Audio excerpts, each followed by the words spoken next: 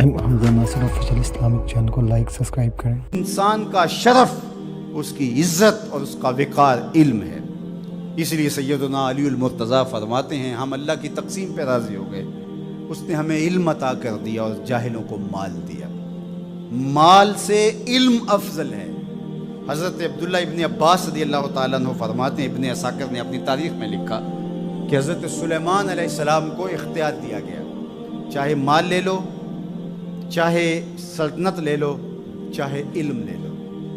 تو انہوں نے کہا مالک مجھے علم عطا کر دے، کہا اس کے صدقے مال اور سلطنت بھی عطا کر دی۔ یہ علم کے پیچھے پیچھے چل کے آئیں۔ تو علم بنیاد ہے، علم شرف ہے انسانیت کا، علم وجہ عزت ہے۔ اس لیے علم حاصل کرنا یہ زندگی کی خوبصورتی ہے، اور ہم تو جس دین سے تعلق رکھتے ہیں اس دین کا آغاز ہی اقرا سے ہو۔